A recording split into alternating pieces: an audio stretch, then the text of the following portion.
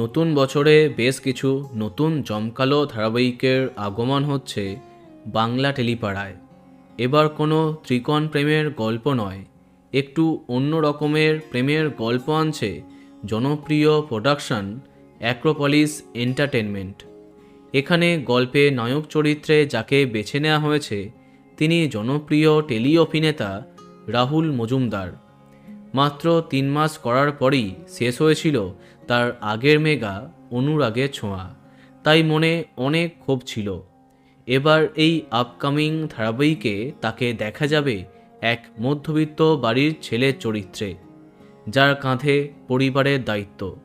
সেই ছেলেটি এক রাজনৈতিক নেতার সহকারী, তার পরিবারের দেখাশোনা তাকে করতে হয়। আর এইভাবেই মন্ত্রীর মেয়ের সাথে তার প্রেম হবে। তারপরেই জমবে মেগার আসল গল্প। তবে এখনও জানা যায়নি এই আপকামিং ধারাবাহিকে রাহুলের নায়িকা কে হচ্ছেন। জানুয়ারির শেষ করে অথবা ফেব্রুয়ারি মাসের প্রথম সপ্তাহে আরম্ভ হচ্ছে এই মেগা। জি বাংলাতে আরম্ভ হচ্ছে অ্যাক্রোপলিস প্রোডাকশনের এই ধারাবাহিকটি। হ্যাঁ, জি বাংলাতে আসছে এই জমকালো ধারাবাহিকটি। কিছু কাস্টিং ইতিমধ্যে হয়ে গেছে, আর নায়িকা কে হচ্ছেন খুব শীঘ্রই তোমাদের জানিয়ে দেব। তো বন্ধুরা, কে কে এক্সাইটেড কমেন্টে জানাতে পারো। আর এই রকমই আরও অনেক ভিডিও পেতে সাবস্ক্রাইব কারেন্ট বস। ধন্যবাদ।